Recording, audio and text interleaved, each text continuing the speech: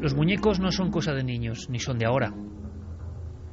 Hace no mucho tiempo, hace unos 40 años, en una carretera que se abría paso por la arena ardiente del desierto de Jordania, se encontró una misteriosa cápsula. Una cápsula en forma de cubo, casi parecía un mensaje para el futuro. Una de esas botellas o cápsulas del tiempo, precisamente, que aún, a modo de divertimento, se colocan en las primeras piezas de un gran rascacielos o una obra civil. Pero lo ocurrido en Ain Ghazal es diferente. Los arqueólogos, excavando, se quedaron muy sorprendidos. Abrieron una especie de trampilla o de tapa. Allí había varios objetos, eran muñecos. Eran algunos de los primeros muñecos de la historia. Posiblemente sean los más antiguos. Posiblemente solo algunos objetos o artefactos prehistóricos grabados toscamente en tablillas, como en la caverna de la Marche, puedan ser considerados muñecos. Las Venus prehistóricas son muñecos, no, parecen otra cosa, porque en Ain Ghazal había un sentimiento incluso de articulación. ¿Cómo eran los muñecos de Ain Ghazal? Curiosamente tenían dos cabezas, estaba pintado todo de blanco lechoso, blanco casi nuclear. El tiempo, los 9.500 años que habían transcurrido, no habían hecho mella en ellos. Se pensó que eran una familia teratológica, unos ídolos monstruosos, unas figuras que quizás existieron y que fueron adoradas, porque no hay más datos. ¿Se sabe algo más? Que el asentamiento de Ain Ghazal quedó completamente exterminado, no quedó piedra sobre piedra, pero ellos, antes de desaparecer, dejaron sus muñecos. Los muñecos tenían unas zonas incluso movibles. ¿Qué sentido tenían? Los ojos desorbitados, la mirada fija hacia esas personas que habían llegado con excavadoras, accidentalmente, para verlos después de 9 milenios de silencio. Eran los primeros muñecos de la historia, y os aseguro que inquietaban. Al mismo tiempo, en Jericó, unas cabezas muñequizadas, convertidas casi en primitivos autómatas. Conservaban una especie de corteza de yeso y mantenían la calavera de un difunto. Se movían. No parecían juego de niños, pero oficialmente eran pequeños autómatas, también guardados con celo en el lugar más importante del templo, en el sitio del Sancta Sanctorum, en lo intocable. Ahí estaban los muñecos. Si transcurrís por la Nacional 4, el antiguo paso de la vieja Nacional 4, hay una zona que se adentra en Despeñaperros, Santa Elena, Castellar, zonas imbricadas, zonas difíciles, como los órganos, esas piedras que parecen menires de otro tiempo en Despeñaperros. Ahí debajo se encontraron entre 10.000 y 30.000 muñecos de bronce. Se tomaron como muñecos. Las personas de los pueblos cercanos de Jaén les llamaron muñecos. Pero tenían también ese tono especial, ese tono que parece que no era ningún tipo de ornamento infantil. Parece que los muñecos acompañaban a los hombres como antenas hacia el más allá. Sí, parecían muñecos de difuntos, de fantasmas. Eran los esbotos de los íberos. Andando el tiempo, llegamos a otros muñecos mucho más siniestros. Por ejemplo, los que se descubren dentro de microataúdes en Escocia. Muñecos quizá hechos por mentes criminales, mentes de asesinos, de ejecutores. Eso se piensa, que contaban con pequeños muñecos o ídolos de madera las vidas que iban cercenando. La industria de la muerte se ha ido convirtiendo en una especie de negocio. Los muñecos de los mini ataúdes escoceses nos hicieron comprender que a veces en los muñecos, en los pequeños ídolos, hay historias que a lo mejor lo más óptimo es no conocer. Y llegamos al tiempo moderno. Llegamos incluso al tiempo de las guerras. Llegamos a las muñecas que se van perfeccionando, pero ¿quién no ha sentido miedo? ¿Quién no ha sentido un algo indescriptible observando las caras de las muñecas de porcelana? Las muñecas de porcelana del siglo XIX, de principios del XX, eran las muñecas de nuestras abuelas. Nuestras madres han conocido ese tipo de muñecas. Les gustaban, pero tenían, ¿qué era? La expresión, los ojos de cristal. En los últimos 60 años, precisamente esa expresión lo que significa que quizás el mismo nexo que nos llega desde las tierras de hace 9.000 años se va convirtiendo en protagonista de películas de cine.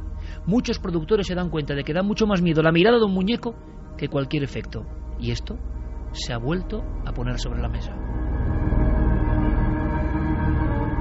Y aquí entramos, Carmen, en un territorio donde uno no sabe si de verdad están pasando cosas, si con esta película lo que hay es una campaña, como se ha hecho siempre, subterránea, pero a veces también si esa campaña viene de una verdad, bebe de unos orígenes reales y de una inquietud auténtica. Bueno, la verdad es que los directores y productores no han contado que pasaran muchos fenómenos paranormales durante el rodaje, como sí ha ocurrido en otras películas de culto y de misterio. Tan solo dicen que han ocurrido 2 hechos que no pueden, pues en cierta forma, verificar porque ellos creían que estaba todo bien. Uno de ellos es cuando estaban rodando una escena en una antigua casa. Todo se desarrolla, la película de Annabelle, en una vivienda bastante antigua donde va una familia con una niña. Bueno, pues estaban grabando una de esas escenas y al parecer en uno de los cristales, en una de las ventanas, nadie sabe cómo ni por qué, aparecieron como 3 garras. 3 garras que son las que ellos pusieron en las manos del demonio que parece que está poseyendo a la muñeca Annabelle. Son los 2 únicos hechos que ellos dicen que han ocurrido. Lo que pasa que a raíz de esta película pues ha salido de nuevo a la luz lo que es la verdadera historia de Annabelle, de esta muñeca, que en La Conjura, en la película que se basa en la historia de Ed y Lorraine Warren, que son un matrimonio que se dedica a investigar fenómenos paranormales y que tienen en su museo hoy en día esa muñeca metida en un cristal. Además dicen que sigue siendo muy perversa, que sigue provocando todo tipo de accidentes e incluso que sigue moviéndose por su casa de vez en cuando por las noches.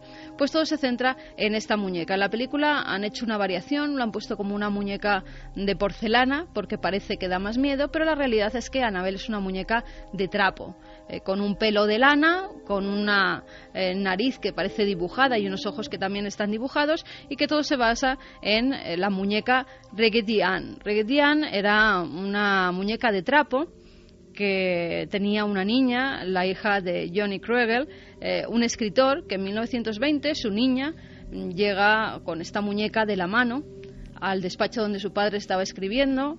Esta muñeca se le había desdibujado el rostro y su padre lo que hace es, con un bolígrafo, pues poner una especie de triángulo como si fuera la nariz, 2 ojitos y una boca. El artista es el padre, por tanto, no el principal creador de la muñeca. El artista es el padre porque le da vida a esa muñeca, le da un rostro. Y no solamente eso, porque se convertirá en un verdadero fenómeno infantil. Se convertirá en dibujos animados posteriormente, en varios libros y además también en una campaña antivacunación, porque a su hija, a los 13 años, justo cuando va a salir sus relatos, por fin los han publicado e incluso tiene la patente de la muñeca Annabelle, justo cuando van a salir a la venta esas muñecas, su hija es vacunada sin su consentimiento en el colegio, vacunada de viruela, y por una serie de sucesos, de inconvenientes que no toleraba esa vacuna, pues la niña muere. Desde entonces se ha convertido en la muñeca antivacunación, es decir, la muñeca contra aquellas personas que no quieren que se vacunen a sus hijos. Es como el símbolo. Pues esta muñeca, Annabelle, en los años 70, Ed y Lorraine Warren son llamados a una casa por un sacerdote que colaboraba con ellos. Aseguraba el sacerdote que unos jóvenes habían acudido en su ayuda porque tenían una muñeca que parecía estar poseída, que parecía estar encantada. Ed y Lorraine van hasta el domicilio. Se trata de 2 enfermeras, las 2 chicas, y el novio de una de ellas. Se llamaban Angie, Donna y Lowell. Y entonces empiezan a contarle a este matrimonio, investigador de sucesos paranormales, cómo la muñeca hacía cosas muy raras. Se la había regalado su madre, la madre de Donna. La había comprado en una tienda de antigüedades. Se la había regalado pues porque había acabado la universidad, le había gustado a la niña, a Donna, le encantaban las muñecas y había sido pues un regalo como otro cualquiera. Pero ella se empezó a dar cuenta que la muñeca hacía cosas extrañas, es decir, todas las mañanas, después de hacer su cama y antes de irse al hospital a trabajar, la dejaba encima de la colcha, y cuando llegaba la muñeca estaba en extrañas posiciones, a veces con las piernas cruzadas, otra vez se había vuelto y estaba de costado, e incluso aparecía en el sofá que también tenía en la habitación y ya no en la cama. Hasta tal punto se encontraba a la muñeca en extrañas posiciones y en lugares donde no podía estar, que llegaron a pensar que a la casa acudía gente, que entraban por alguna ventana, o que incluso tenían llaves de su propia casa y que movían las cosas. Después de eso empiezan a aparecer una serie de mensajes que parecían escritos con sangre, porque eran siempre rojos. Identificaron el papel y no era de la casa, porque ninguna tenía entre sus documentos, entre sus cuadernos, ese papel ni ese supuesto bolígrafo. Empezaron a salir también manchas de sangre en la casa, hasta que un día, cuando llegaron después de salir a divertirse, se encontraron a la muñeca en el pasillo y parecía estar arrodillada. En ese momento les dio un gran susto, pero ya cuando decidieron llamar a un sacerdote exorcista fue cuando el novio de Donna fue atacado por Annabelle, por la muñeca. Al parecer el chico empezó a escuchar una serie de ruidos en la habitación, fue hasta allí, vio a la muñeca que estaba tirada en un rincón, fue a recogerla y en ese momento notó como algo por la espalda parecía estar arañándole. Al volverse, una garra como con 7 arañazos le dejó en pleno pecho, como si le hubieran quemado, incluso con rastros de sangre.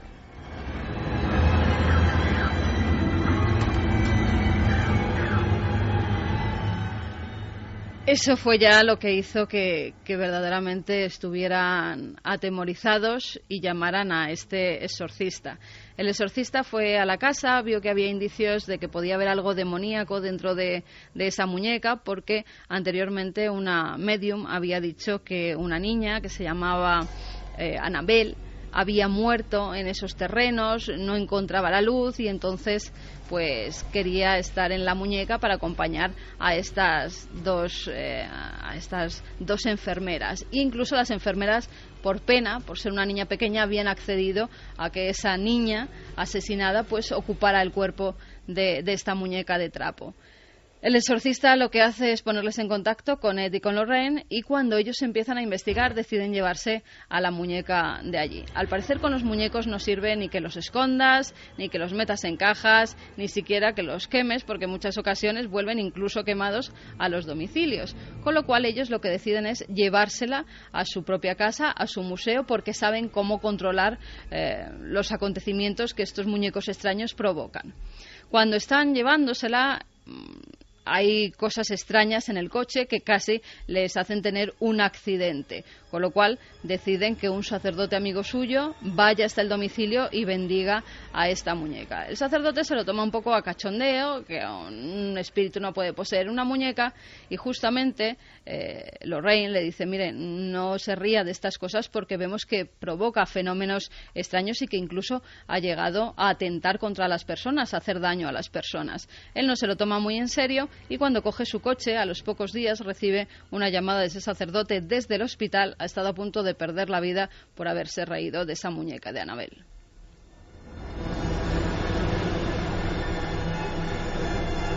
Desde entonces la muñeca permanece en el Museo de los Warren, encerrada.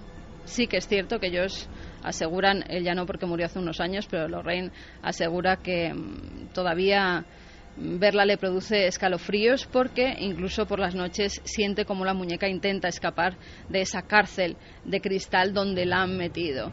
También dice que hay una serie de fotografías que se han hecho en las que se ven unas ciertas luces saliendo de la muñeca, y que ha provocado fenómenos extraños a aquellos que han querido tocarlo y que incluso han levantado el cristal para acoger a Annabelle. Si quieres, escuchamos a Lorraine que cuenta cómo convive con Annabelle en el museo, en su propia casa.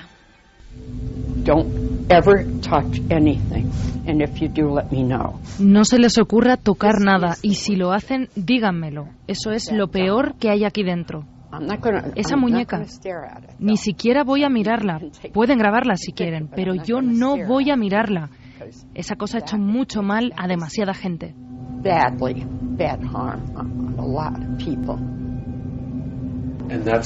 Entonces este es su aspecto real y no el que muestra en la película. Así es. Esa es la muñeca Annabelle, así es.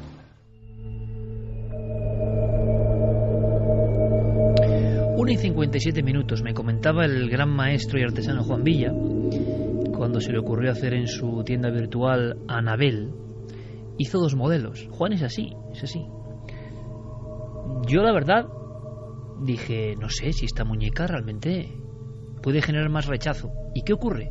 Que con estos muñecos se cumple la dualidad que quizá tenemos todos dentro. Hay una especie de miedo muy infantil, de miedo quizá interconectado con las pesadillas cuando nunca os ha pasado estar en el dormitorio infantil, abrir los ojos y que un muñeco, un inocente payaso colgado de la pared, uno de esos payasos de los años 70 u 80, me contaba nuestro compañero Fermín Agustí que él alguna vez había sentido los escalofríos que hemos sentido todos, esos payasos de forma casi serpentiforme, colocados en rinconeras, o esos muñecos que parecen inocentes por el día y por la noche, la imaginación infantil supuestamente les hace variar el rostro. ¿Quién no ha sentido incluso que había un muñeco imaginario provocado por las simples ropas, una sombra, las imaginaciones nocturnas? Pero al mismo tiempo está la fascinación. Hay coleccionistas. Carmen tiene aquí en la mesa un libro sobre objetos encantados, una edición inglesa. Hay coleccionistas que se disputan altísimas sumas. Muñecos concretos, tienen que ser concretos. Juan dijo, voy a hacer 2 versiones. Anabel metida en la especie de jaula donde está en la casa de los Warren y sin jaula. Ha sido uno de sus grandes éxitos. Claro, tener la muñeca, como hace Juan, milimétrica, como hace él. Y bueno, lo pusimos ahí en la tienda virtual de la nave del misterio. ¿Y sabes cuántas se han vendido sin, hay que decirlo, sin cripta, sin protección, sin cárcel? Ninguna. Es un buen detalle, es decir, la leyenda de que no se puede tocar, se puede observar, está ahí, pero por lo menos, oye, ser tan cautos como los propios Warren y tenerla dentro de su pequeño... Controlada. Exactamente, es que es curiosísimo. Juan logró hacer porque no sé si hay copias de esta, pero en España creo que no, y entonces ese contraste nos llamó la atención. A veces sois vosotros, los usuarios, los que os acercáis a los objetos, los que nos deis una lección, algo ocurre. No es una simple muñeca, aunque la lógica nos dice que es una simple muñeca, que una muñeca no puede hacer nada, pero lo hablaremos de esa magia simpática. ¿Se podrá proveer de algo un muñeco? ¿Podrá el ser humano, su oscuridad más que su luminosidad, aderezar con ciertas propiedades de objeto mágico a un muñeco? Magia simpática, Clara. Sí, porque la creencia en que un objeto, en este caso un muñeco, ya sea de trapo, de cera, de barro, pueda cobrar vida, no es propio solamente de las películas que conocemos. Quizá el antecedente más conocido antes que Annabelle era Chucky, ¿no? El muñeco diabólico, pero esto viene de mucho antiguo, no viene precisamente de la creencia en la magia simpática que la mencionamos la semana pasada muy por encima cuando hablamos de las parteras y de los rituales que hacían, ¿no? para dar vida y para dar muerte, según en los casos de las malas parteras, ¿no? Pues ahí ya tenía un sentido, pero es todavía mucho anterior, ¿no? La magia simpática se basa en 2 principios básicos. Uno es la ley de similitud, que dice que lo semejante produce lo semejante. Es decir, por ejemplo, por su forma, una nuez se parece a un cerebro, ¿no? Entonces sería ese símbolo del cerebro, podría representarse con una nuez. Pero también, por ejemplo, está la representación a través del color. Una remolacha es del color de la sangre, podría simbolizar la sangre. Y luego hay un segundo principio, que es la ley de contagio o de contacto, que es decir, 2 cosas que alguna vez han estado en contacto siguen estándolo aunque se separen, aunque estén... Como imitando la física cuántica casi, ¿no? Sí. Lo que está demostrando la física cuántica es que las partículas reaccionan en la distancia, se influyen, exactamente, se han estado conectadas. Esto lo sabe la brujería o lo aplica hace mucho tiempo, sí, la magia. Exactamente, pues ese es el otro principio de esta magia simpática, y que dice que aunque no exista ese contacto físico, se influyen y tienen relación. De ahí viene un poco lo que son las imitaciones, ¿no? Cuando alguien imita algo, lo que quiere es un poco aproximarse al original, a la esencia, ¿no? Por ejemplo, una pipa de Arthur Conan Doyle, ¿no? Cuando no puedes tener la pipa verdadera, buscas una reproducción exacta, buscas lo que más se parezca para tener ese objeto, para, en cierta forma, darle una cierta vida, ¿no? Entonces, de aquí, de esta imitación, nacen las efigies, los fetiches, los muñecos, que en principio del programa tú aludías a ellos, ¿no? Sin que sepamos a lo mejor el sentido que tenía real, pero que posteriormente ese sentido siguió avanzando en el tiempo, en el pensamiento mágico. Y, por ejemplo, tenemos que en la antigua China las mujeres tenían prohibido desvestirse delante de un varón que no fuera su esposo.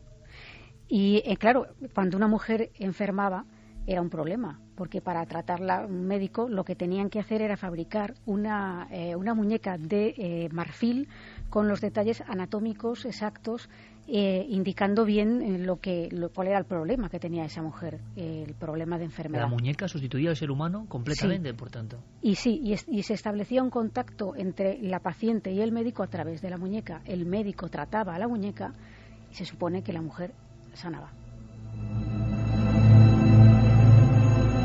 Vamos a aprender más cosas de esta magia simpática, pero parece, conectando con la superactualidad, que en Francia ha pasado algo con esta película y con esta muñeca, o con la historia de esta muñeca. Sí, al parecer se están produciendo una serie de altercados en varios cines franceses que han hecho que la película fuera eliminada. Ha pasado en París, en Marsella, en Lyon, en Toulouse, en Montpellier, donde pues grupos de adolescentes parecía que entraban en una fase como de histeria, que incluso había peleas, había pánico entre ellos, y muchos de estos cines han decidido retirar de su cartelera a Annabelle porque decían que alguien al final iba a hacerse daño. Ya te digo, han tenido que intervenir en varios centros comerciales donde había cines y se estaba emitiendo esta película, los de seguridad, para que esos jóvenes dejaran de pelearse. No se sabe, porque también ha pasado con otras películas de miedo en Francia, ha pasado con Paranormal Activity o con Sinister anteriormente, donde también parece que alteraba la conducta de los chavales cuando iban a ver la película. Tenemos un documento incluso que nos habla de lo que estaba pasando esta misma semana en Francia. Tenemos la crónica de lo que estaba ocurriendo. Annabelle ha sabido llegar a lo más alto de las listas de éxitos americanos. Esta semana se ha estrenado en Francia y Annabelle, la pequeña muñeca asesina, parece provocar extrañas reacciones entre los espectadores. Como consecuencia de varios altercados durante su proyección, la dirección del cine Las Tres Palmeras de Marsella ha decidido desprogramarla por motivos de seguridad, para la gran decepción del público. Cuando vine el sábado ya había mucha gente y no quedaban entradas libres. Después, cuando volví para verla, la sesión había sido suspendida y estoy muy decepcionada. Al parecer hubo muchos problemas en todas las salas y les pregunté si es que la película te volvía loco. El sábado pasado la proyección de Annabelle se vio alterada por diversos incidentes, gritos, insultos y peleas. Los agentes de seguridad han tenido que intervenir varias veces para calmar a los jóvenes que estaban al parecer muy alterados. Para evitar que Annabelle no calentase más los ánimos, otras salas de Marsella, Avignon y Montpellier decidieron suspender la historia de la muñeca maléfica.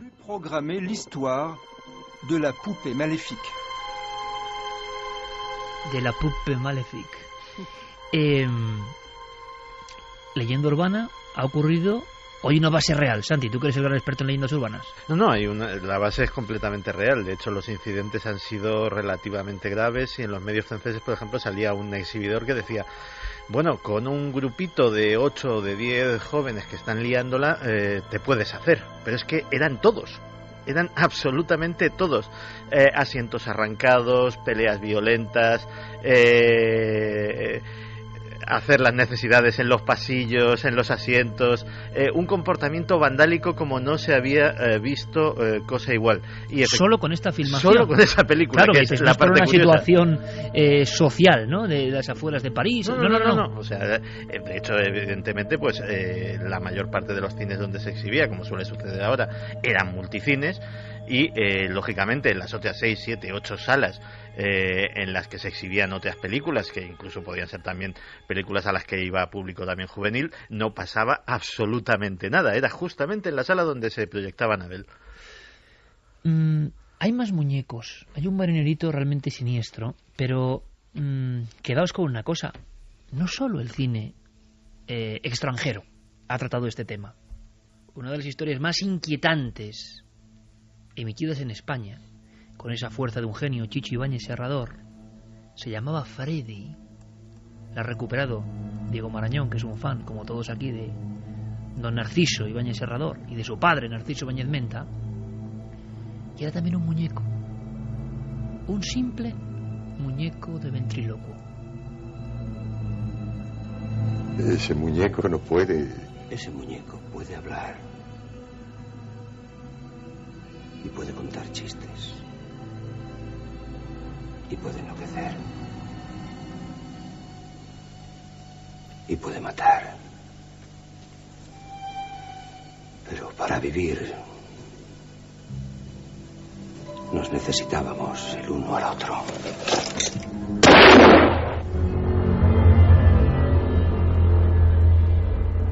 Por eso luego vamos a ir a España. No pensemos solo o sospechemos de las superproducciones, lo que a veces lleva consigo. Claro, el vandalismo no se entiende. Si el vandalismo es real y auténtico, no sé qué campaña puede haber ahí. Los incidentes con el exorcista, las ambulancias, las personas que incluso tuvieron conatos de abortos, eso ocurrió de verdad. Las personas que en la reposición 30 años después prácticamente se lanzaron contra la pantalla pensando que era un demonio. Había un ambiente muy caldeado. Ahora parece, en el 2014, que lo hemos visto todo y tiene que venir un simple muñeco, un inocente muñeco, para mostrarnos el espejo claro de lo que somos. Todavía muy animales, ¿no? Todavía muy sometidos a fuerzas que no conocemos. Lo mismo ocurre si conocemos, por ejemplo, la historia y el rostro. En todos estos muñecos, cuidado, se repite la misma máxima del arte, porque es un artesano quien ha hecho estos muñecos, quien los ha diseñado, quien los ha creado, o ese padre de la niña enferma. Todos tienen un patrón, pero desde Ain Gazal y los cabezas de Jericó hasta los exvotos o estas criaturas, es la sencillez de sus rasgos. No hace falta ser especialmente prolijo en detalles. Están muy lejos de las criaturas rococó y enrevesadas. A veces el ojo es un simple punto. A veces la boca es una simple raya. Es lo que nosotros aportamos, esa expresión, lo que nos asusta. Ocurre con Robert, el muñeco maldito.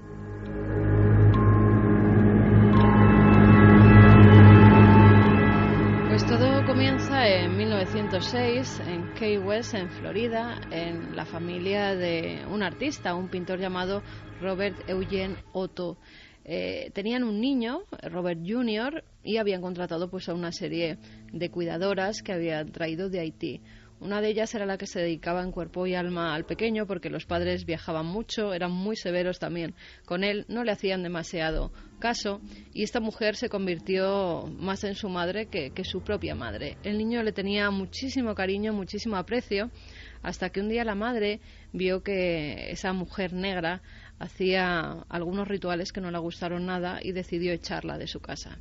Antes de echar a esta mujer, que ya tenía pues cierta fama de bruja, de nigromante, de realizar rituales extraños incluso con las tripas de animales o de difuntos para poder ver el futuro, esta mujer dejó un regalo al niño, un muñeco que hizo con paja, con alambres y con tela.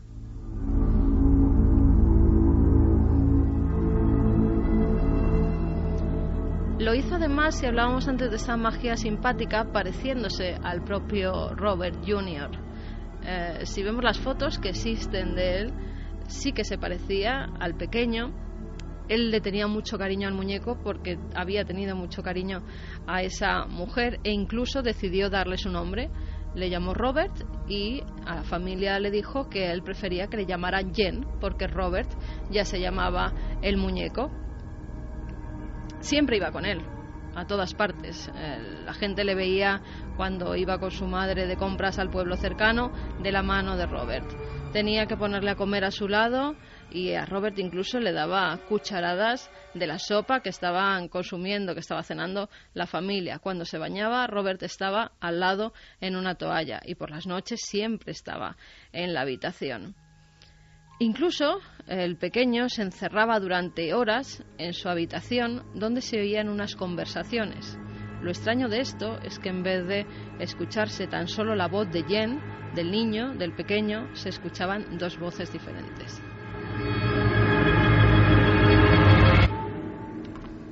Jen comenzó a cogerle un poco de manía a Robert. porque pues Robert, el muñeco, al parecer hacía travesuras, rompía cosas y siempre le echaban la culpa al niño. Los padres, que ya habían sido severos de por sí con él, todavía lo eran más e incluso le castigaban. Intentaron quitarle el muñeco en diversas ocasiones y siempre se lo tuvieron que devolver ante el estado de ansiedad, de histeria que tenía el niño de no estar cerca de Robert, hasta que el pequeño vio que ese muñeco tenía alma y le empezó a coger bastante miedo, porque aseguraba que por las noches se movía por la habitación e incluso llegaba a despertarle.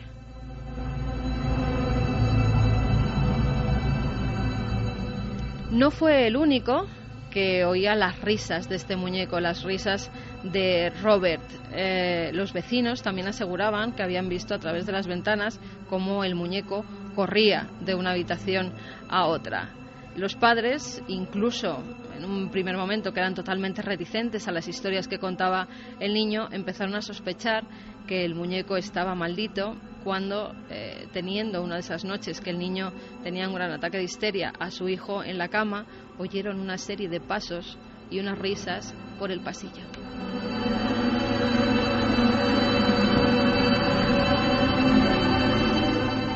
El resto de sirvientes también se quejaron de que por las noches, sobre todo cuando estaban recogiendo la casa, les lanzaban objetos, sobre todo en la cocina, platos, tenedores, cuchillos que salían volando hacia ellos, y cuando recorrían las estancias, de nuevo risas, susurros y también una cancioncilla que alguien tarareaba cerca de ellos y que ninguno supo nunca de dónde salía.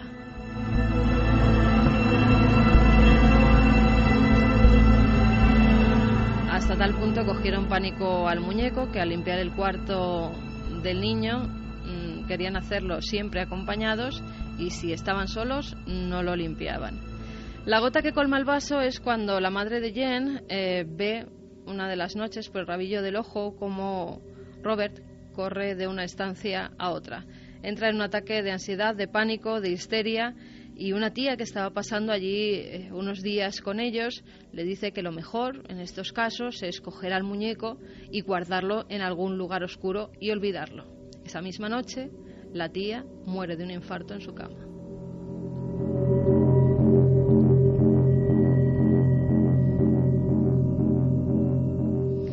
Es entonces cuando se cree que verdaderamente comienza la maldición de Robert, cuando comienzan las muertes a su alrededor. Robert es llevado al ático y es encerrado.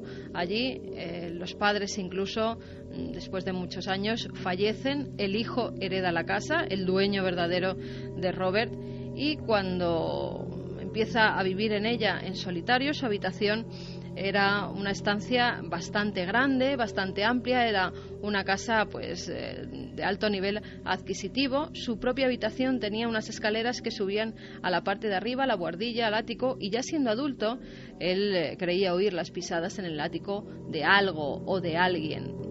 Creía que eran ratas, mandó desinfectar la casa en varias ocasiones, cada 2 por 3 cambiaba de personal de servicio porque ninguno aguantaba, aseguraban que oían cosas, hasta que un día él se casa y rebuscando entre cosas en el ático se encuentra de nuevo a Robert, a su muñeco de la infancia. Recuerda que habían ocurrido una serie de cosas, pero no le da mayor importancia, cree que eran cosas de niño, que verdaderamente era toda una sugestión que había vivido la familia, y decide devolver a Robert un poco a la vida, es decir, bajarlo a su domicilio de nuevo, hasta tal punto que incluso en la habitación de recién casados, en el dormitorio, lo pone en un sofá. La mujer de Robert empieza a tener una serie de pesadillas terroríficas. No quiere tener al muñeco, dice que el muñeco cambia de expresión, que la sonríe, que incluso ha oído cómo tararea una cancioncilla. Fíjate si será que hasta tal punto coge pánico a este muñeco que incluso decide dejar a su marido, decide separarse de él, y a los pocos meses ella también muere en extrañas circunstancias. Jen también fallece en 1974, siempre al lado de este muñeco. Al parecer la casa se la quedan pues familiares porque no habían tenido hijos, y a los años van a habitarla un matrimonio con una niña. Ese matrimonio, rebuscando entre las cosas que se habían dejado los anteriores inquilinos en el ático, encuentran a Robert, que pasa a ser el muñeco de su hija.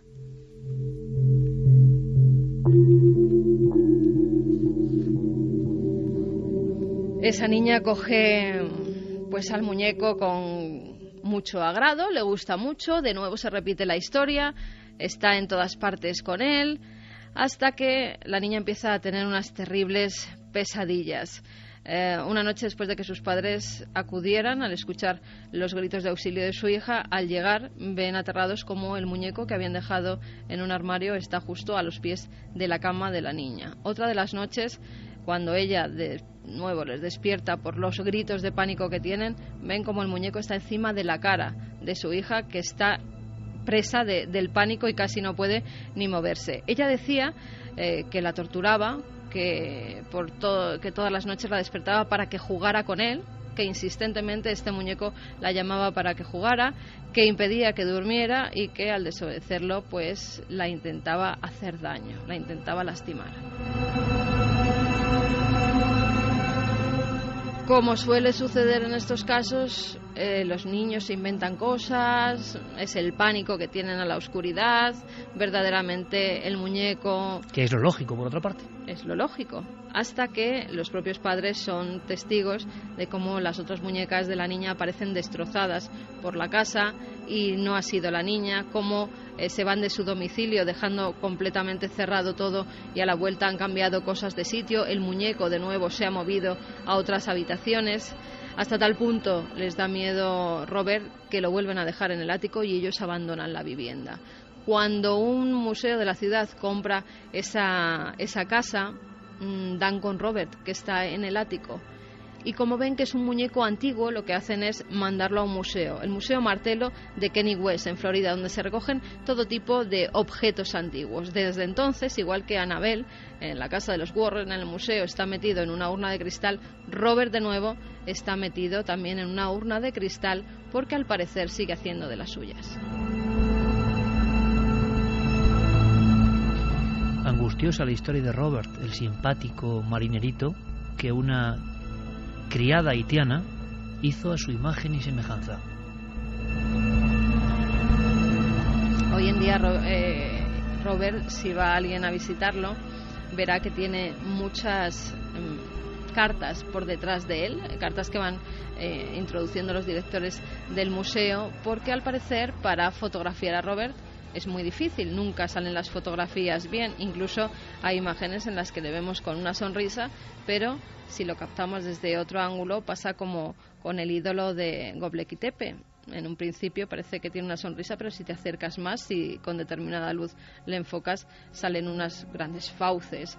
Pues en este caso parece que también las expresiones de Robert en las fotografías cambian. No solo eso, sino que los guardas de seguridad que están en el museo aseguran que muchas veces esa urna es golpeada por la mano del pequeño Robert y que le han visto también en distintas posiciones e incluso asomándose por ese cristal. Esas cartas que hay detrás de él son de personas que después de visitar el museo y de intentar fotografiar a Robert sin su permiso, porque al parecer hay que pedirle permiso y luego darle las gracias si le haces la fotografía, al intentar captar una imagen han tenido graves problemas, tanto en los coches como en sus casas como en sus vidas. Esas cartas es para que Robert quite esa maldición que han adquirido después de intentar captar su imagen. Y sabemos todos, porque lo sabe nuestro cerebro más lógico, más racional, nuestro hemisferio izquierdo un poco nos dice que todo esto es imposible, que todo esto no puede ser, que son simples muñecos, que los muñecos no andan, que los muñecos no ríen, que los muñecos no tararean canciones,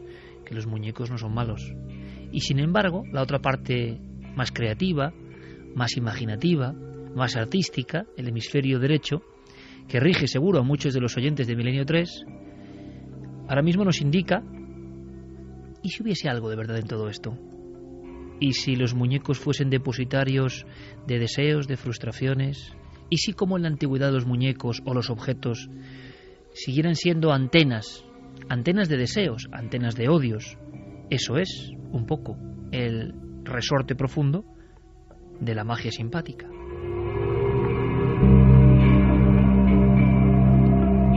¿Qué sucedió con los cuchillos? Me ha dicho que la culpa es del muñeco. ¿A qué muñeco se refiere? Ah, he recogido uno en el jardín. Bueno, yo creo que es una tontería. Lo encontró en alguna parte. ¿Y se quedó con él? Eso es todo lo que sé. Según dice, tiene malas intenciones. No le deja que hable con su padre. Según Joy, parece que le obliga a practicar un juego. Espere un momento. Juraría que dejé el muñeco aquí. ¿Muñeco? Sí, el que encontré en el jardín.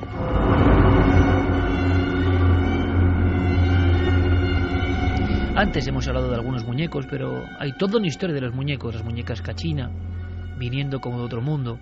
Las muñecas de los Urales, que guardaban las niñas y los chamanes.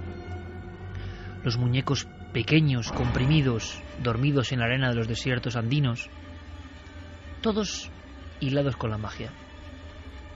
Hay que saber algo más, Clara, de la magia simpática, porque da la impresión de que no es que un muñeco se mueva, pero el poder, la hechicería, la oscuridad, concentrado en un muñeco, el muñeco convertido en objeto ritual, puede enloquecernos, puede incrementar nuestros miedos, puede provocarnos pesadillas. Todos esos fenómenos que hemos estado comentando en parte. Podemos incluso creer que un muñeco se mueve porque está él también hechizándonos. Sería un poco el poder de la magia.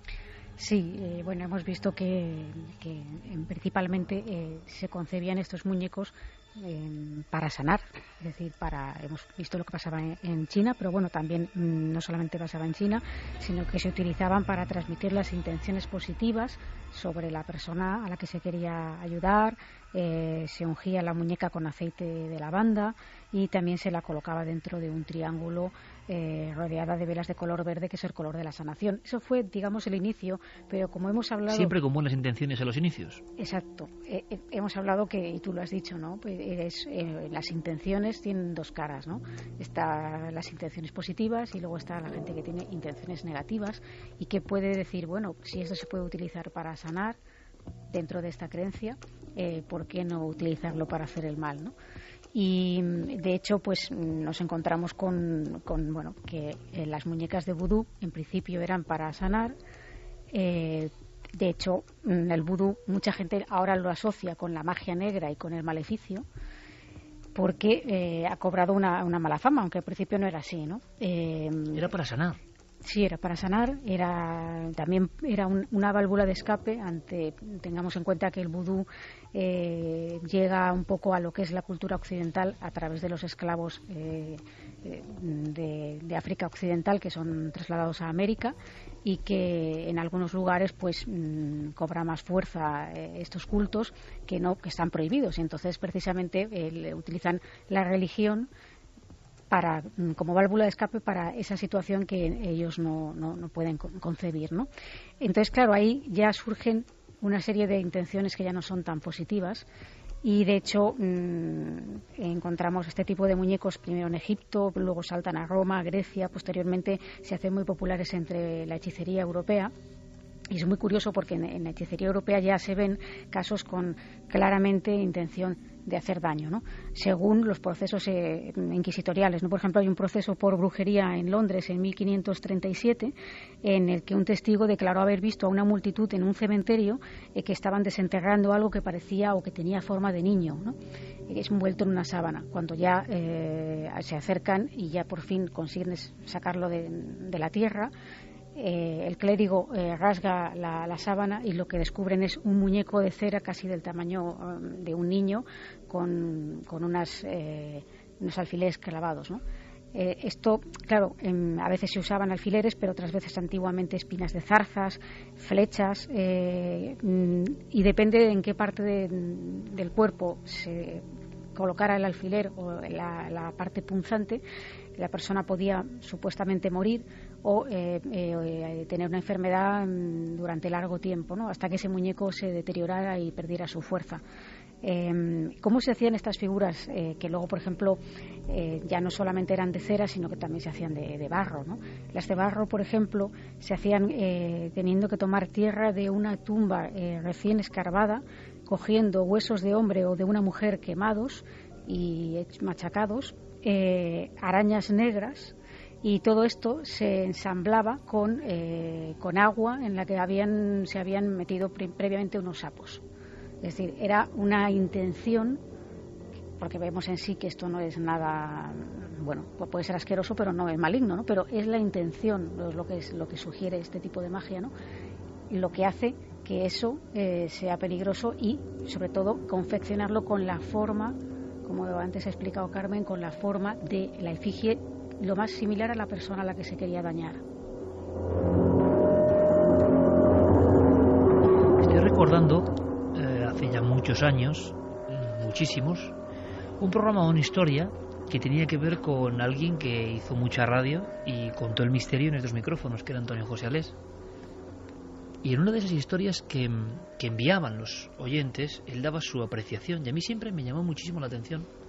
Nunca supe por qué lo dijo con esa rotundidad, si es que tiene alguna experiencia. Que, por cierto, si vosotros tenéis experiencia, ya sabéis que las vías de contacto en Nave del Misterio en las redes sociales, y milenio3@canalser.com, y en navedelmisterio.com. Ahí estamos con Diego y con Guillermo trabajando a tope, porque podéis enviarnos vuestras opiniones, vuestros casos, vuestras sugerencias. Por supuesto, este programa también lo hacéis vosotros. Pero recuerdo aquel programa de Alés, que yo recuperé tiempo después, donde se hablaba de una familia, sobre todo de una señora, que dormía en su habitación solitaria. Por cuestiones de trabajo tenía que estar ella alejada del resto del núcleo familiar, y en esa casa de alquiler le habían dejado los muebles, habían dejado los enseres. Una casa discreta y una casa relativamente humilde, y que empezó a obsesionarse. ¿Hasta qué punto aquí no hay una obsesión en estos casos, ¿no? Cuando alguien concentra las culpas o el temor en un objeto, en una especie de payaso. Esos payasos como con cara de porcelana, gorrito azulado en forma de cono, una ceja más gruesa y una sonrisa que no sabemos si es sonrisa o es mueca desagradable. Y que esta mujer, en las noches, concretamente en la ciudad de Zaragoza, empezó a inquietarse profundamente. ¿Por qué? Porque veía en la zona donde tenía que estar, en los estantes con otro tipo de cosas, que este objeto se había cambiado de lugar.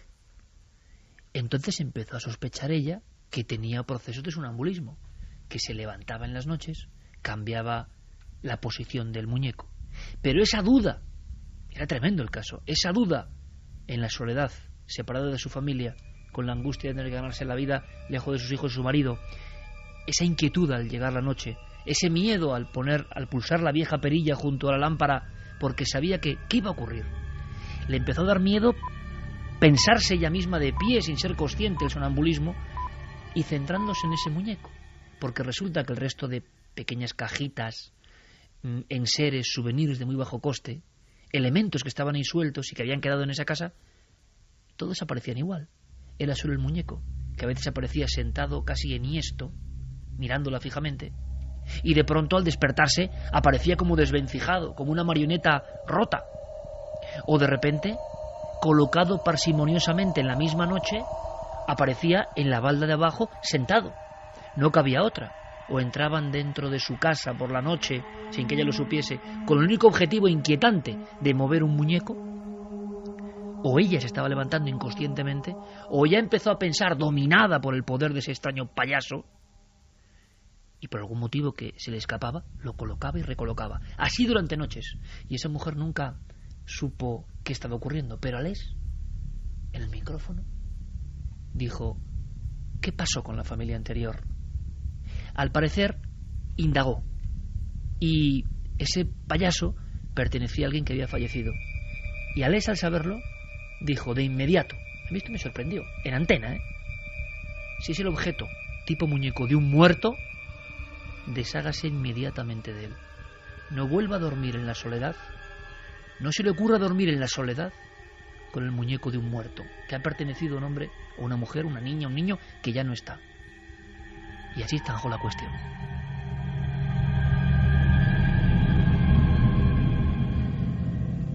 Es que estamos hablando de esto con asombro porque somos occidentales.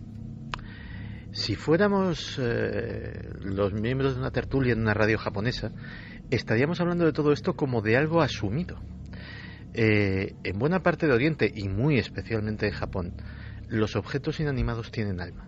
El sintoísmo es una religión que enseña que todos los objetos inanimados tienen alma.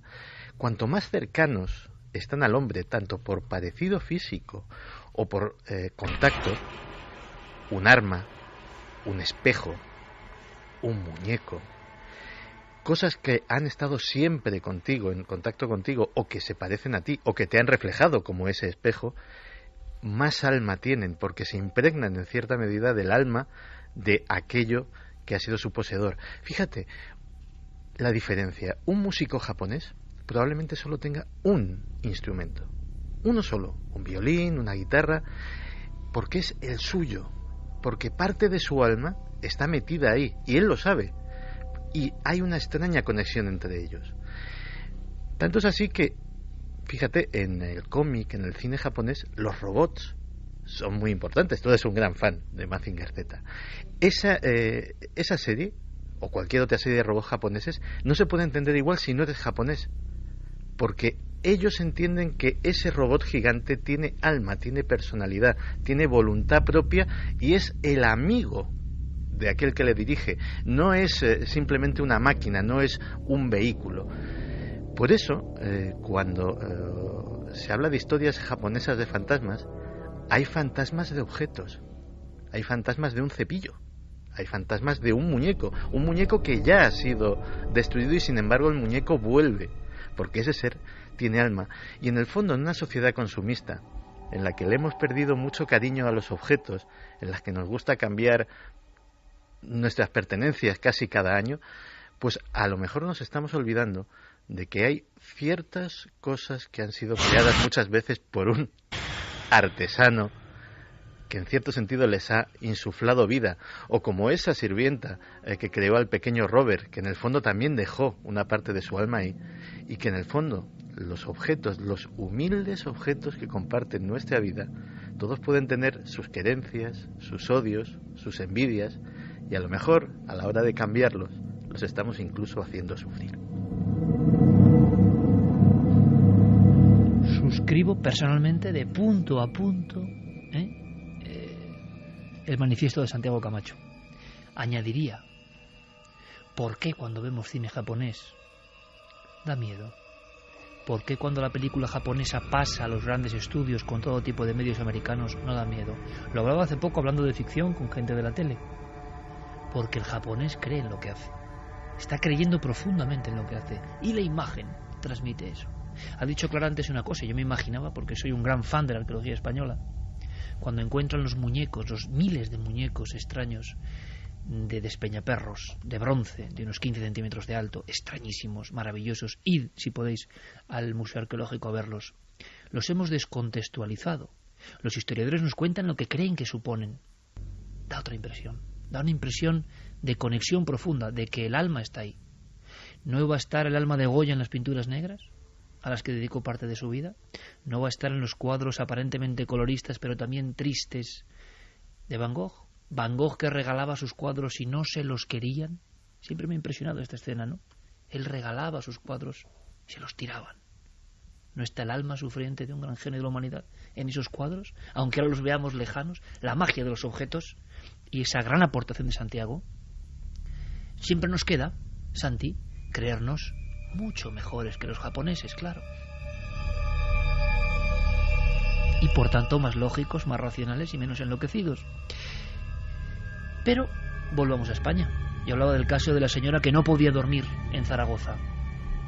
Tenemos brevemente otra historia, donde los muñecos quizás representan también una obsesión. Cuando focalizamos nuestro miedo, y quizás nosotros, en nuestra locura, en nuestro desajuste, en nuestro miedo, estamos provocando que eso vaya creciendo. Que, ojo, puede ser irracional, pero a ver quién lo para. Esa relación entre alguien que ya piensa que un muñeco es gafe, que un muñeco le está haciendo daño, que un muñeco no es solo un muñeco, sino que tiene algo más. Algo hay en esa historia que tú conoces y que es extrañísimo, porque en España no hay muchos documentos sobre fenómenos con muñecos. Sí, que sepamos. Es un caso bastante raro, aunque quizá esta noche nuestros oyentes nos descubran casos similares, ¿no? Esto está a caballo entre lo que podría ser un fenómeno de tipo poltergeist y la utilización, en este caso, de un muñeco como si fuera un testigo, un máster de la Ouija, ¿no? Porque lo cierto es que este caso de a mediados de la década de 1990, cuya protagonista vamos a llamar Ana, vivía con su madre, y ya en la casa empezaron a pasar cosas extrañas en la primera vivienda en la que ellas estaban. De repente, de la noche a la mañana, pues situaciones de las que hemos hablado muchas veces aquí, con ruidos extraños, con luces que se encienden y se apagan, con situaciones que no comprendemos y que muchas veces se engloban o bien entre el fenómeno de casa encantada o bien de poltergeist. En este caso, ellas deciden mudarse y se van a otro lugar, y esto siempre es un poco lo que a mí más me inquieta, ¿no? Cuando alguien viene rebotado de otro sitio donde ha pasado ya miedo y se cree a salvo en una nueva vivienda, una nueva vida, con nuevos muebles, nuevos objetos. Y esta chica, Ana, tenía un muñeco encima de su cama, un muñeco normal y corriente, nada parecido a estos payasos que a mí también particularmente me inquietan, me han inquietado siempre. Yo tuve un payaso de estos en una de las casas donde estábamos y la verdad es que nos costaba pegar ojo cuando teníamos el payaso ahí, ¿no? Pues este muñeco era todo lo contrario, era un muñeco normal como el que puede haber en cualquier hogar de la gente que nos está escuchando esta noche. Y ella empezó a notar otra vez que la pesadilla no había acabado, sino que otra vez notaba una presencia con una gran insistencia en este nuevo hogar. Y un día decidió hacer una prueba. Se concentró, se relajó, bajó la persiana, cerró la puerta de la habitación, se quedó mirando fijamente al muñeco e hizo una pregunta.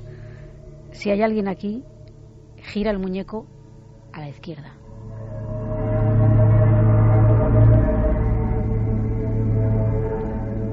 Y la sorpresa es que el muñeco gira a la izquierda. Entonces, ya imagínate el susto, ¿no? Cualquier persona normal habría dicho, pues se acabó. Pero ella quería comprobar si eso había sido una ilusión óptica o qué es lo que había pasado, ¿no?, en ese momento. Y entonces dice, porque ella pensaba que esa presencia era la de un hombre, no sé por qué, pero ella tenía esa intuición, ¿no?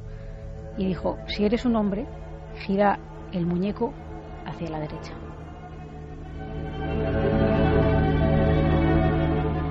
Y el muñeco parece ser que giró un poco, giró su posición, o esto es lo que ella vio, ¿no?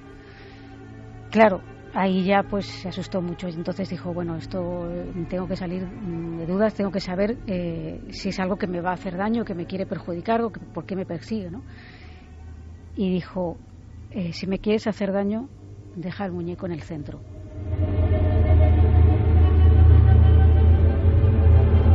Y el muñeco se quedó en esa posición. Después de eso ya no quiso hacer ninguna pregunta más.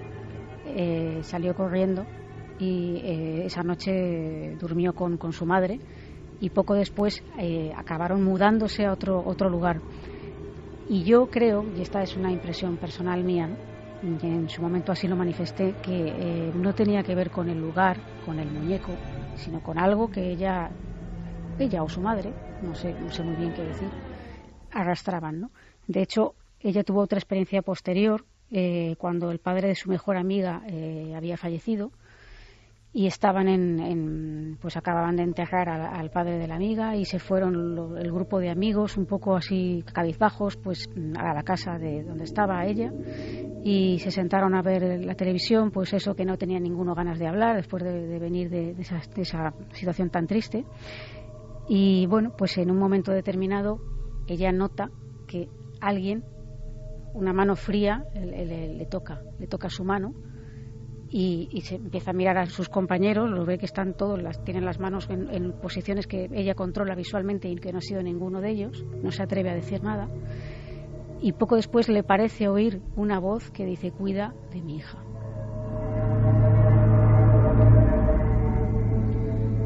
Por eso yo creo que los fenómenos le perseguían a ella, aunque quizá no sea un caso estrictamente de muñeco maldito, pero ya vemos que no es fácil encontrar esto, por lo menos aquí en España. Pero un muñeco oráculo. Un muñeco oráculo, o que se utilizó, pues sí, como dando respuesta sí o no, como si se utiliza una ouija, ¿no? En cualquier caso, es raro, pero el objeto que en este caso ha venido y a colación con todo esto, porque yo me acordé de este asunto, es precisamente un muñeco simple y común. Pero claro, regresando a esas cavernas, por ejemplo, en los órganos en Despeñaperros, esos yacimientos que se siembran en cuevas, los muñecos, el aspecto de los muñecos es muy sencillo. Cuanto más sencillo, más arquetípico, más te puedes identificar con él, más parecido puede ser a ti, más representa al ser humano, más inquietante es. Ha dicho Santi muy bien, ahí está la clave. En nuestro mundo, cada vez más materialista, el alma ha sido despojada de los hombres, así que imagínense de los objetos. Es un proceso gradual. Los objetos hace mucho tiempo que no tienen alma. En las comunidades más primitivas, entre comillas, o más pegadas a la naturaleza, todo tiene alma. Por eso el bosque puede ser amigo o dar miedo. Por eso el árbol tiene vida objetiva, no, pero para ellos tiene alma. Y por eso los bosques son protagonistas de muchas historias y de muchos temores que son imposibles. En el segundo ahora viajaremos a los Andes. En los Andes, el monte no es un monte, no es un cúmulo de piedras, como estamos nosotros acostumbrados a verlo, con esa fría visión de los libros o de las tablets. Para los habitantes de las alturas de la Puna andina, el monte es Apu. Allí están los muertos mirándote. El monte es un vigilante sagrado. ¿Cómo va a ser lo mismo la vida y la noche, donde todo tiene vida? Estos son los últimos remanentes, como muy bien ha dicho Santiago Camacho, una conexión con una cultura hipertecnologizada como la de Japón, nos demuestra que, curiosamente, personas que saben mucho más que nosotros de la fría lógica, siguen con esos milenios de tradición de cuidado con los objetos, no porque los objetos tengan vida de por sí, sino porque la vida de otros o nuestra propia vida puede estar envolviéndolos. En Estados Unidos hay museos, en Estados Unidos hay de todo, pero hay museos donde se guardan objetos malditos y hay muñecos. Sí, y no solamente eso, hay incluso museos solamente de muñecas encantadas. Se pueden además visitar por internet y te cuentan la historia de cada muñeca que han recogido allí. Pero ya no solamente en los museos, también hay personas que se dedican a comprar a lo largo y ancho del globo muñecas supuestamente encantadas y las tienen en su casa como si fueran sus hijos. Es el caso, por ejemplo, de Catherine Riddick. Ella es una mujer que, pues, al parecer empezó a tener fenómenos extraños en su vivienda no hace mucho, en 2008. A raíz de ahí empezó a interesarse por las presencias de niños, porque creía que lo que tenía en su casa era un fantasma de un niño, y llegó a las muñecas encantadas. Hasta tal punto empezó a apasionarse con el tema que empezó a comprar estas muñecas. Si quieres, la escuchamos a ella y vemos cómo empieza su historia. Vi fantasmas en mi anterior casa. Vivía en Estonia y teníamos el fantasma de una niña. Así que cuando llegué aquí empecé a buscar información sobre esa chica, pero no encontré nada. Entonces se me abrió una ventana sobre muñecas encantadas y ahí empezó.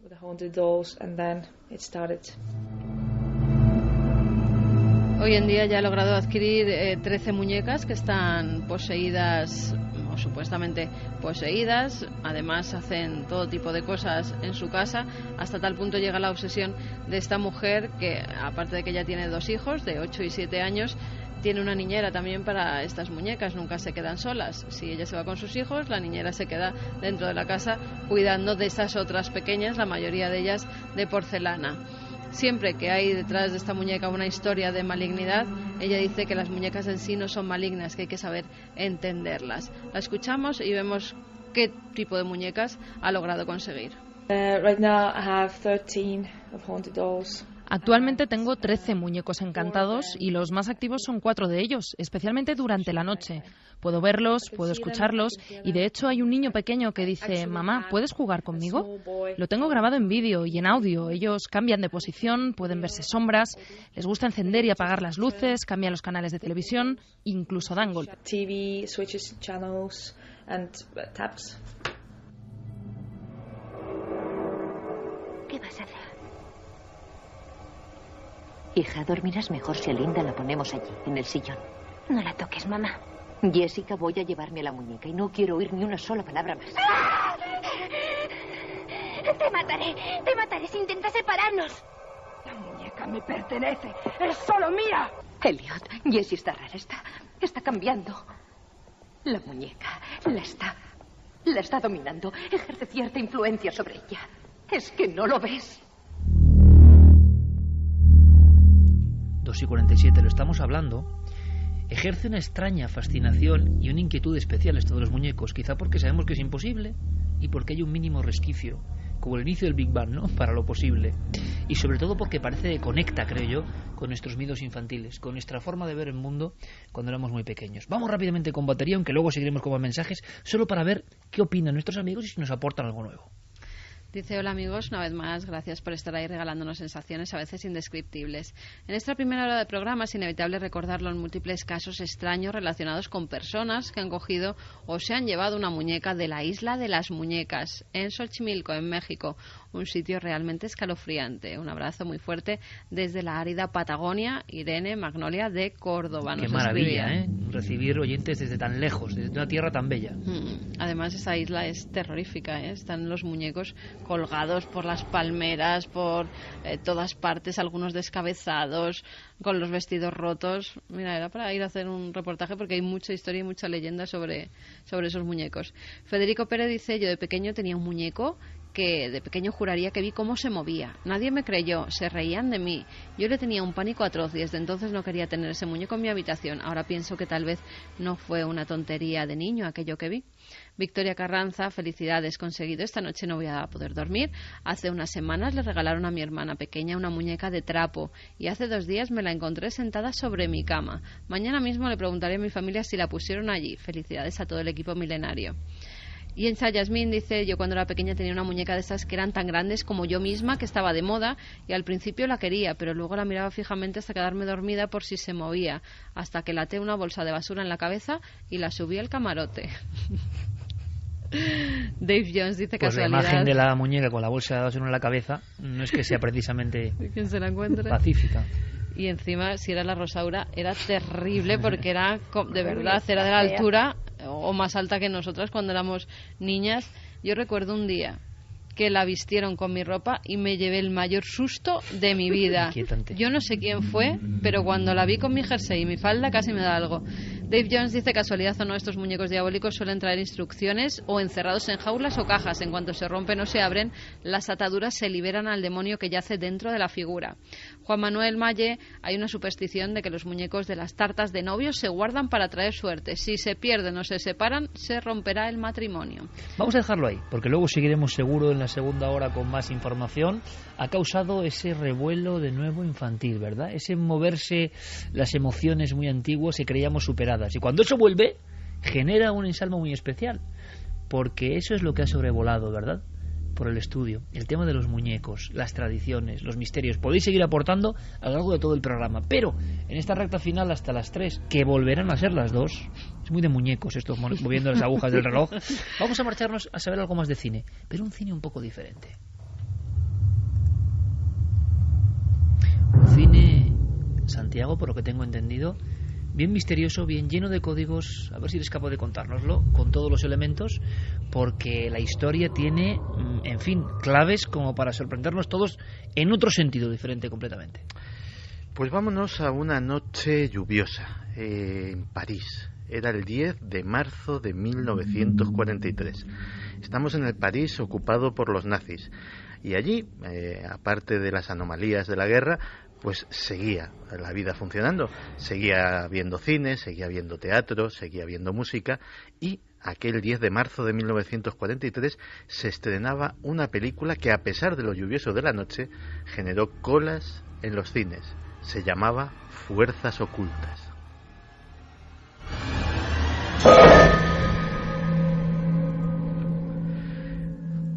Y no era de extrañar, porque la publicidad prometía que los espectadores iban a ver lo que nunca habían visto, iban a ver los mayores secretos de la masonería, iban a ver cómo las sociedades secretas habían manejado Francia hasta que la guerra había roto aquella sociedad y había hecho saltar en pedazos todo lo que conocían. La película había sido financiada, curiosamente, por el Ministerio de Propaganda nazi. No había sido iniciativa de ellos, pero sí que habían aportado los fondos y los medios con mucho gusto, puesto que cualquier cosa que fuera en contra de la masonería les venía muy bien, sobre todo porque esta había estado muy, muy arraigada en Francia. La iniciativa venía de Paul Richet. Paul Richet era un director de cine que aún así no se atrevió a firmar la película con su propio nombre, la firmó con un seudónimo, Jean Mamie. Era un director de cine que sabía muy bien de lo que se hablaba, porque había sido venerable de la Logia Renan del Gran Oriente de Francia, había sido masón, y por tanto él decía que en esta película vertía buena parte, era autobiográfica y vertía buena parte de todo lo que conocía sobre la masonería, y era mucho.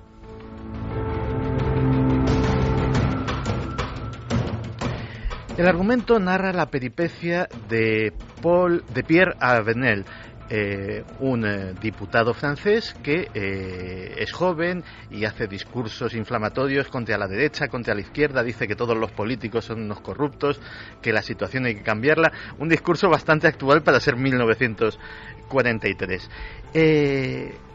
Hasta una escena en que en el Parlamento un político de derechas y otro de izquierdas se reúnen y dicen: a este hombre vamos a captarlo para la logia porque se nos está desmandando y puede sernos muy útil estando con nosotros y no estando contra nosotros.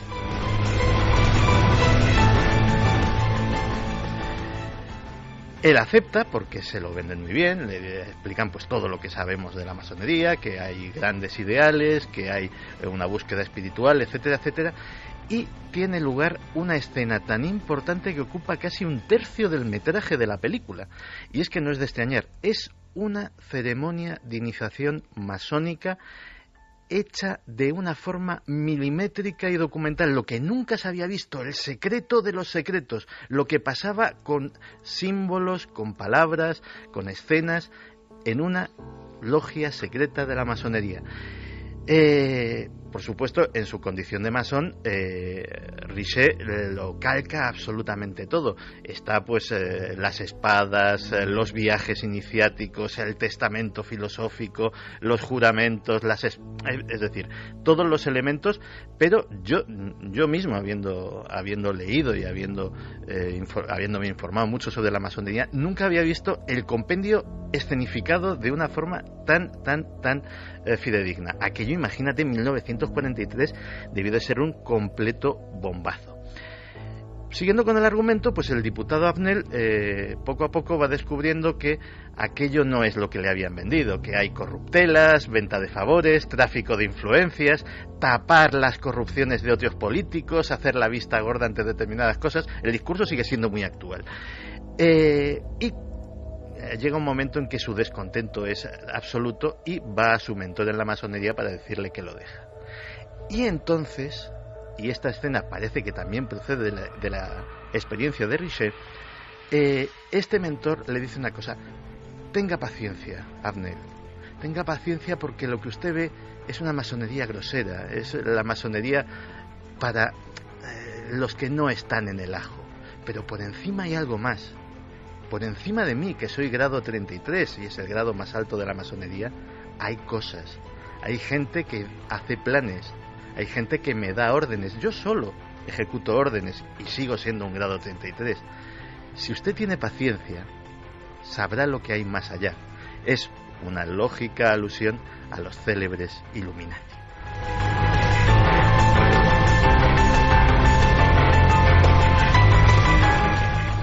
Pero no tiene paciencia, al final sufre un atentado contra su vida, se le desprestigia en la prensa con un escándalo sexual, con un escándalo de haberse quedado dinero, cuando este protagonista era bastante honrado, y pues ahí se queda la película, casi en los albores de la guerra entre Francia y Alemania. Lo curioso de esta película es que tras la liberación de Francia se inició una campaña de represalias absolutamente desproporcionadas contra todo el equipo. Para que te hagas una idea, Richet y el guionista, que se llamaba Jean-Marc Rivière, fueron condenados a muerte. ¡A muerte! De hecho, la sentencia de Richet se cumplió en la fortaleza de Montrouge el 29 de marzo de 1949 por colaboración con el enemigo. El guionista tuvo bastante más vista y se exilió de Francia rapidísimamente. El productor fue condenado a prisión. O sea, todo esto por esta película. Y su protagonista, que se llamaba Maurice Remy, tuvo que exiliarse a Argentina porque absolutamente nadie le volvió a dar trabajo en Francia como actor. Lo que yo me pregunto es, si esta película, independientemente de que su financiación hubiese sido por parte del ejército de ocupación, no hubiese revelado secretos que en la propia ceremonia de iniciación ya te avisan de que si los revelas pueden caer sobre ti las más duras consecuencias. De hecho, hay una copa amarga, una copa con una sustancia que tiene un sabor desagradable que te hacen beber durante la ceremonia de iniciación. Dice, esta es la copa amarga del sufrimiento que tendrás si no eres fiel a tu juramento. Y desde luego Richet bebió esa copa amarga porque era masón y reveló todo lo que había jurado no revelar jamás.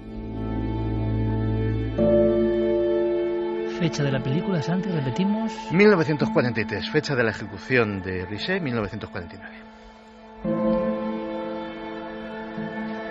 Como siempre, el compañero Santiago Camacho, que nos deja con el alma en vilo. ¿Terminamos con algunos de los mensajes? Sí, vamos con ellos. Nos decía, por ejemplo, Andrés Tejero, yo con unos 10 años tenía un peluche, era un payaso que ya de por sí daba bastante miedo. Soy alérgico a los ácaros, así que tenía la costumbre de sacar los peluches a otra habitación. Una noche saqué esos peluches y me dormí. Sobre las 3 de la mañana sentí que me rozaba algo detrás de mi cabeza. Me desperté, encendí la luz y fui al servicio. Al volver, mi peluche estaba en la habitación, al lado de la mesita, mirando al frente hacia la puerta, con la cabeza ladeada. Lo saqué corriendo e intenté dormir. Al día siguiente me deshice de él. Siempre creí que estaba poseído y que volvería. Esther nos dice, yo conviví con mi pareja durante varios meses en una casa de alquiler que tenía una alacena bajo la escalera. No podíamos acceder a ella porque tenía un candado. Por las noches escuchábamos unas risas diabólicas, no eran naturales. Se escuchaba como una grabación mecánica.